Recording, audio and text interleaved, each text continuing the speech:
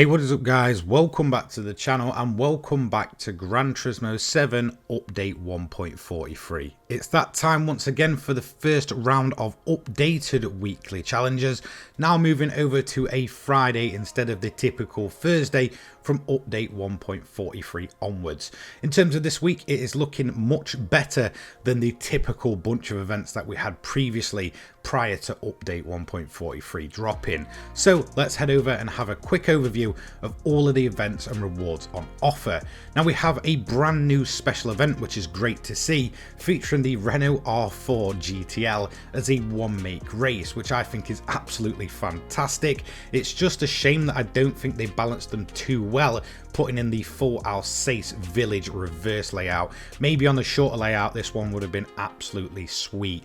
Now in terms of the rewards themselves, we'll quickly go over those before we go in detail.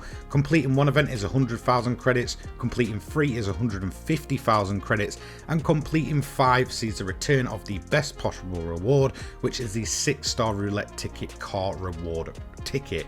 In terms of the events then, as I mentioned, the Alsace village with the Renault R4, which is fantastic to see. Hopefully this makes a comeback more and more as the weeks go on. Absolutely fantastic. I do think though, in terms of the events, they need to go for the short tracks with that Renault 4. Then up next we have one of the new events from 143, which is the European Clubman Cup 600, 3 laps around Suzuka. Seems like a decent second event, a little bit lengthier than the typical 2-lap sprint around the likes of Watkins Glen Short and such that we do usually see. We then have another decent length event, the Ferrari Circuit Challenge, which goes over to Circuit de Barcelona Catalunya GP layout. That is on the full layout including the chicanes. That is for a 5-lap battle. Then we have the Schwarzwald League, which is going to be focusing on German cars around the very underused Sainte Croix B layout. In terms of the final event, it's going to be the Group 1 Prototype Series at Daytona. So let's start off then with event number 1 of the week, which is going to be the Renault R4 GTL one-make race, brand new after Update 1.43. Now again, like I mentioned, I do feel like they should have kept it on the shorter layout of Alsace for much better consistency with these cars.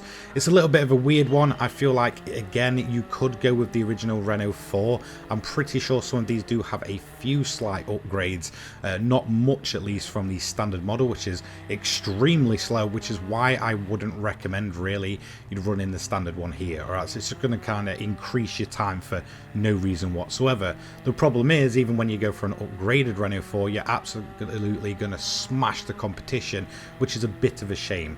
So hopefully Polyphony kind of, take a bit of advice there and go for the shorter layouts if they're going to bring back the Renault 4 into these typical one-make special events that we're seeing with the likes of the Tesla, Honda, Radical and Porsche. However, it is great to have a new car added to that one-make lineup. Absolutely fantastic. I really do love the Renault 4. I think it is such a fun and funny little car to drive, especially when you get those upgrades on. So we're going to end up absolutely dominating this event. It was super easy. Again, I just went for the upgraded version. I didn't want the hassle of spending about 10 minutes completing 2 laps of the track itself. But overall, it is fantastic to see the Renault 4. Very fair payout in terms of the overall payout, 90,000 credits. And we're also going to get the 100,000 credit ticket bonus for completing one event, taking our total to already 190,000 credits for the sake of around about 4 minutes of time.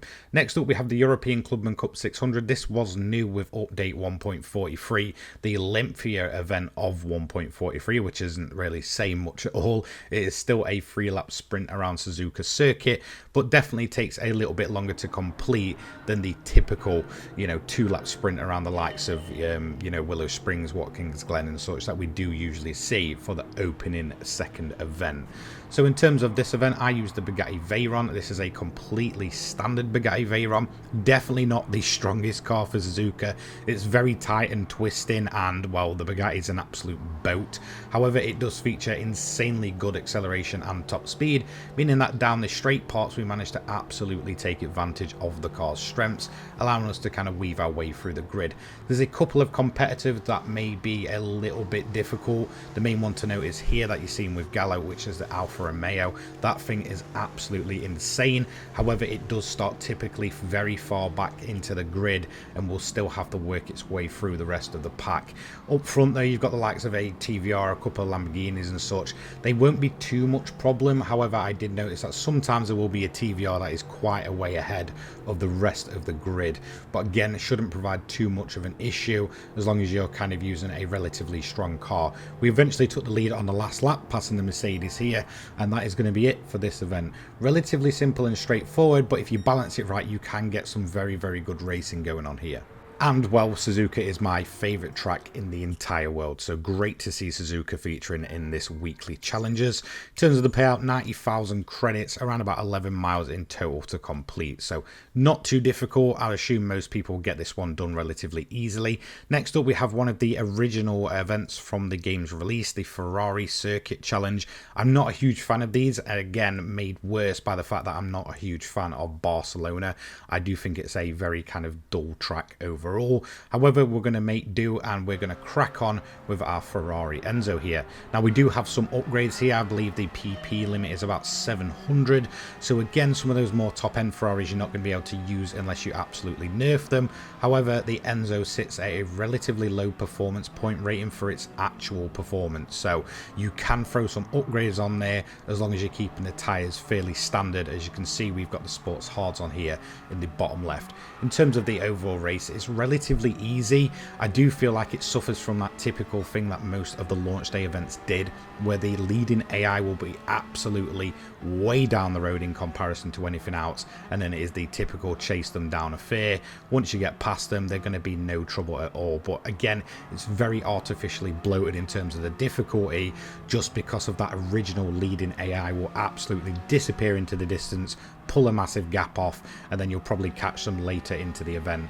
As you can see, I'm up to P2 by the time we get across the line to go on to lap 4, setting the fastest lap as well.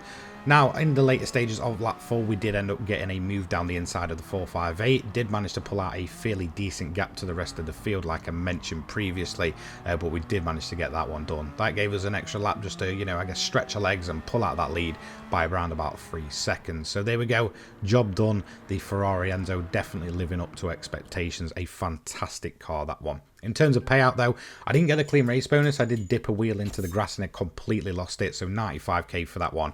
And that's going to give us our daily reward, which is a 4-star roulette ticket reward, which I will open up later on.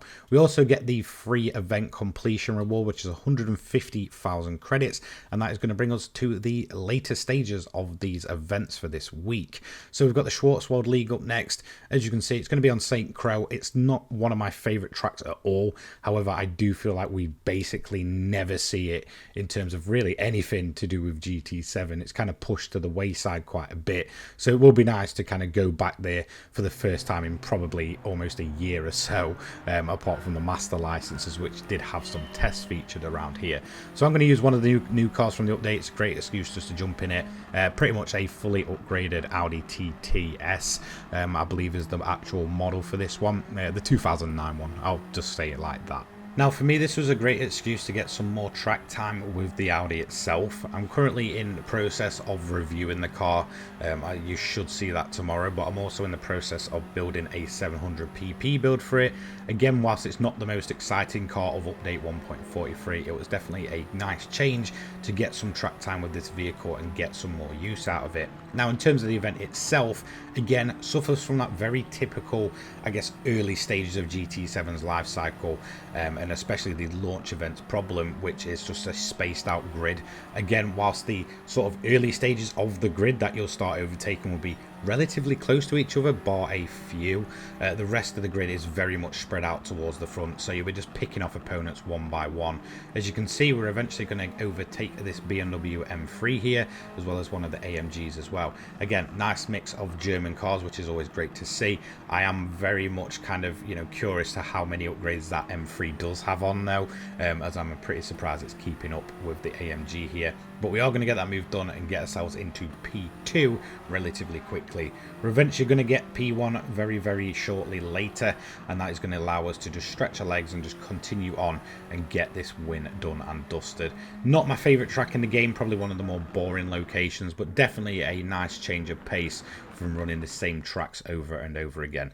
In terms of payout, relatively fair actually. With the clean race bonus, you're looking at 120,000 credits, and in terms of the overall length of the event, it isn't too long to do. Now, probably one of the most difficult events in the game, in my opinion, is this one right here, the Group 1 Prototype Series, this time at Daytona Road Course. Whilst the likes of the Suzuka one is very easy as long as you predict the conditions, I would go on to say this is perhaps one of the most difficult events in the game when running on the harder difficulty. There's just something about the AI which is just kind of feeling a little bit off from the typical programming and way that we see them run. I did notice that whilst you can quite easily make your way through the grid, that P1 car just absolutely wants to disappear into the distance. Now, I did want to try something completely different here because I'm not a huge fan of the way this event runs. I think it's just a bit of a, too short event. There's not really any strategy to it. So in terms of using the car, I went for the Peugeot VGT Group 1 for just something completely different. At this event, it is very, I guess, fuel hungry. It's also very heavy on its tire use. However, once you get that tire drop off, you won't necessarily notice it. It's just mainly about kind of maintaining my fuel, and again, trying to win on a completely different strategy was just much more fun than going for something like the 787B, where I know I'm not going to have to pit. So eventually I'm absolutely running on fumes, pitting at the end of lap 5 going on to lap 6. We're going to go for obviously a brand new set of racing softs. Again, it's all about trying to make our way through the grid in a car that isn't really necessarily that great here, and we're obviously going to go for a full tank of fuel. Now, in terms of the pit stop itself, it's a relatively long one. However, that will then kind of skip and spawn you at the end of the pit lane. You don't actually have to watch the car go all the way to the end, thankfully, but again, it is a relatively longer pit stop, so just be aware that it is a possibility you might drop a good few positions. So we had to get to work once again, just kind of carving our way through the field. P1 absolutely at this point has a massive lead over anything else. For me, that's just the absolutely weird bit here, is that P1 will absolutely be gone out front of anyone else. So when I checked, it was the classic Nissan, which was kind of great to see it actually take a win. So we did end up coming P2 on a completely different strategy and a completely different car from the norm, wanting to try something out. So 69k for P2, not too great, no clean race bonus, but we do get this, the 6-star roulette ticket car reward, which is possibly the best reward on offer. So let's open up our daily marathon reward. Now, in terms of these prizes, they're not too great. I would kind of prefer the million, but we know that one's pretty much off limit from the majority of 4 stars. We do end up getting a stage 5 weight reduction for the Lamborghini Veneno. We then have the credit tickets for 1 and 3 events, so 100k added to the credits, and then 150k also added, taking us upwards of nearly 20 million credits. We'll then open the prize that we're all going to want to get, which is the free car roulette ticket reward. Again, the rewards on offer do seem very similar to one of the earlier car ticket rewards, so I don't know if they're repeating, but I did end up actually getting the same reward as one of my previous free car ticket rewards, which was the Red Bull X 2014 Standard. However, this thing is worth up to 3 million credits, so I'm really not going to complain about that. Big thank you to all of my members, Wigberto, Mystics, JRO49, Victory 2FA, Melton, Louis Vieira, Old School Gamers, Crazy Cobra, Carl Wyatt, Phil Wilmot, Dominic Saylor, Dan, Sean and Chris 75572. Thank you for your continued support, and thank you to all of the new members as well for joining the channel. It really does mean a lot to me, and it helps support the channel between uploads. Let me know what you think of these weekly challenges down below. I think this was a much better week than we'd actually seen previously. I feel like we'd had a very few weeks in the run up to 1.43, and then obviously the skipped week as well. These will always be on the Friday from now on, from update 1.43 onwards. It is possible that they may change them. I don't see them disappearing once again, so join me next Friday as we go through the next bunch of weekly events. Thanks so much. I'll see you in the next one. Take care, guys. Peace.